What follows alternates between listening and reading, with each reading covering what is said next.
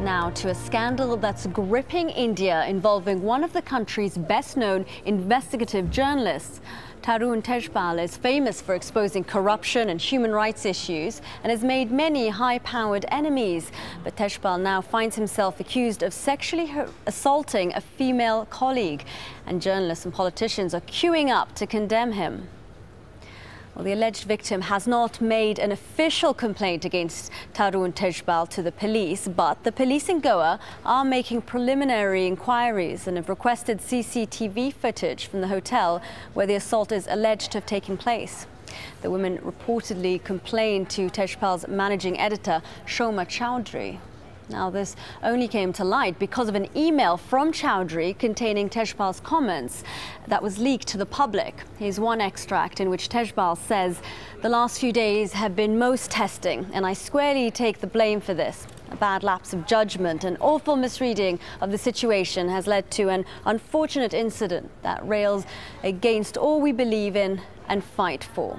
Well, the managing editor has now been speaking to the media. Here's some of what she had to say. He had a different version of the account, contrary to everything you've been saying in the media. I absolutely overrode his version and asked for a unilaterally unconditional apology from him. This was extended to the journalist within a day. She complained to me on a Monday. The unconditional apology was extended to her by Tuesday. मैं Goa police के पास नहीं जा रही हूँ क्योंकि मैं अभी अंग्रेजी में भी बोली हूँ कि इस डिसीजन बहुत सारे फेमिनिस्ट भी बोले हैं और मेरा भी यही व्यू है कि इस डिसीजन उनका होना चाहिए क्योंकि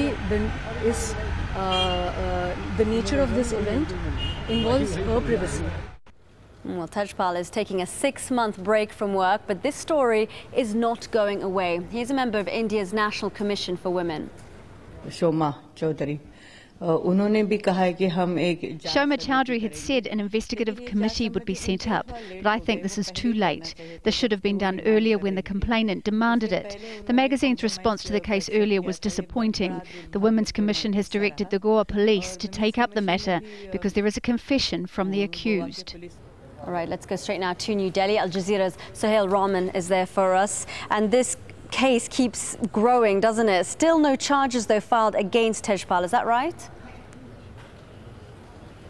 Yes, still early days, really, since this incident happened earlier in the week, and no charges, definitely. But just for our viewers, the investigation is deemed from the police in Goa to start with an FIR, a first incident report, and they are legally bound to investigate such an incident when they hear of it, and therefore they have asked the hotel where this incident is alleged to have taken place for the CCTV footage, and they've asked the alleged victim and Tejpal to come forward and make statements. Now, neither of those two individuals has done that yet, and so therefore you have this media frenzy across India about what exactly has been said and what was the content of the email, the complaint that went from the alleged victim to her management team. And though there are lots of organisations all complaining about what should have been done by the deputy editor, Shoma Chowdhury, nobody really knows what the content of that email is, and that's what the police investigation will uncover. Just, Shireen, to let you know how big this story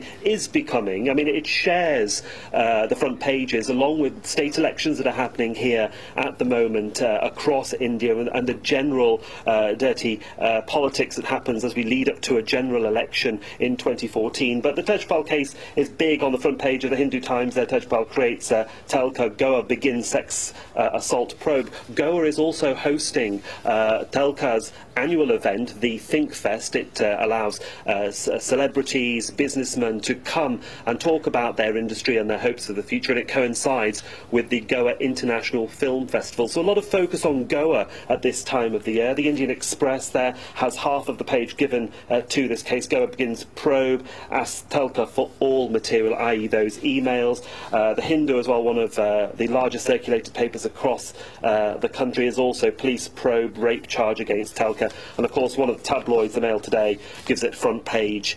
vantage point along with Bollywood stories as well. What you have to remember is that Telka is a very respected colour magazine that does expose lots of underhand things that go on here in India, whether it's bribery, corruption or just malpractice, and now they have the focus straightly back on them, and this story will develop over the coming hours and certainly the next few days. All right, Sohail Rahman there giving us the latest on that developing story in India. Thank you.